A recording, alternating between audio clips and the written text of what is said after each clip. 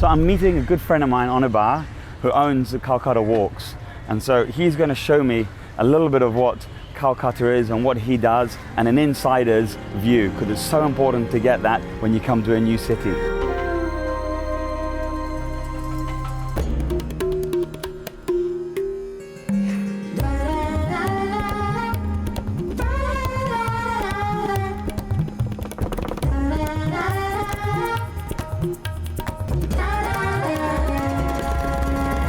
Hey, how are you? Great, how are you? Good to see you, thank you. Thank you, I'm very well. This is amazing. This is the River Ganges, yeah? River Ganges, and locally we call it Hoogly as well. Okay. Because Hoogly has been one of the main distributary of the River Ganges, and the Ganges ends here. After this is going to get to meet to the Bay of Bengal and forms one of the largest deltas of the world.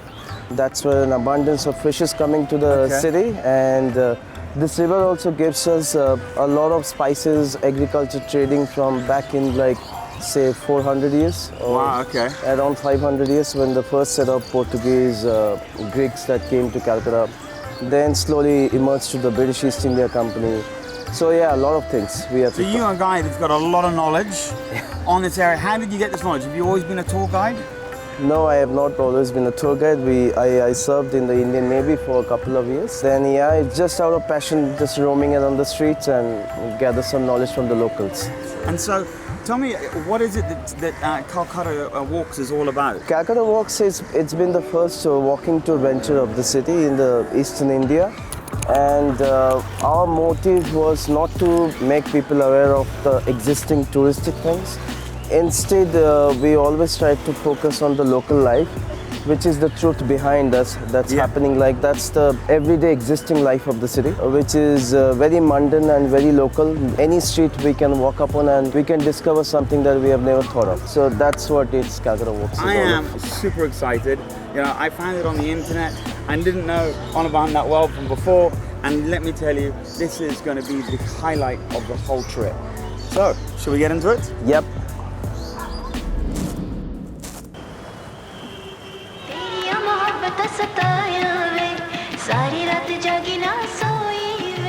Okay, well, where are we now? We are now on the Howrah Bridge, and then we are going to go to the flower market down below us. Okay. So and down here, basically, are all the carnations, the need all for the ceremonies. Everything. Everything, basically. Everything, yeah. The temples.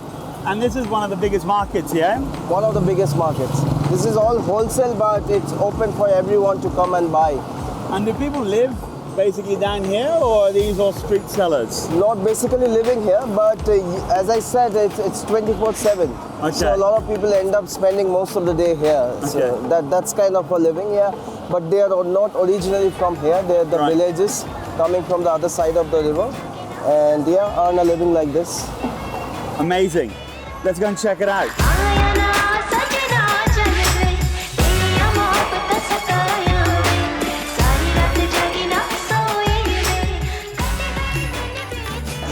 This will be the largest wholesale flower market in whole of Eastern India, and the flower sellers are basically the villagers who grow it on the other side of the river, mostly like 100 kilometers from the city. Yeah. They bring every day, 3 times a day. So the river had used a lot of traffic back then, mostly related to trade, but nowadays it's mostly related to the wholesale markets, like the flower market, then the fruit market, then the other vegetable, fish and everything. Right. So this is basically the whole wholesale of India pretty much, yeah, where everyone comes here. Right. Mostly Eastern India, and they export a lot of flowers which is indigenously grown here to other eastern states. And that's what the main income of the villages. The flowers here are for the ceremonies, the weddings. Wedding, worshipping, like on a regular basis. Offerings. Offerings, yeah. And it's very cheap, like you can, for example, like fresh roses, hundreds of them you can buy at as low as 40 rupees. Wow, so this is the place to come shopping for your wife if she likes flowers, and she's very expensive. So him being Indian and me being Scottish, we'll come here every day because it's cheap, yeah? Of course, sounds like a deal.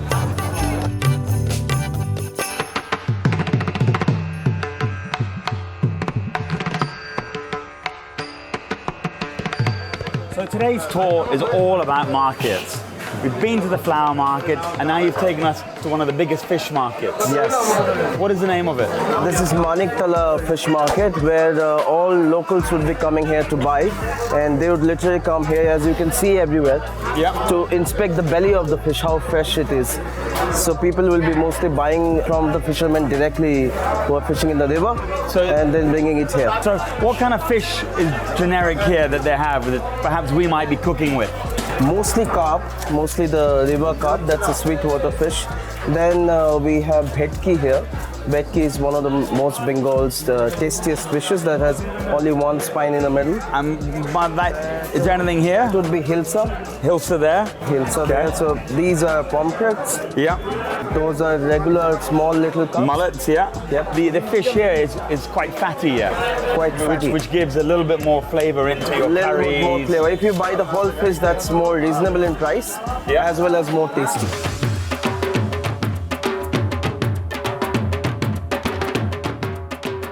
So, what makes up the majority of food proteins here in Kolkata? There'll be a lot of meat and fish. So vegetables are a key part as well? Vegetables are a key part because anything you cook, even like we were discussing in the front that like at least 13 to 14 kind of dishes in a platter. So 3 vegetables, and in the meat and fish as well we add vegetables like potato, eggplant, tomatoes, onions, everything. And you'll always see a vegetable with a protein dish. Yes. Which unlike some other parts of India, Some where other it's parts just meat. because it's northwest, it's kind of dry part. Okay. There's not much of a water resource to grow vegetables, and monsoon is not that much. So Kerala and Bengal in north, southwest, and also in the eastern India is a key to vegetable market. Okay, and so that's again why the Gandhis are so important. Not only for the everyday part of the city, but also it feeds the city with its waterways and its vegetables and its agriculture.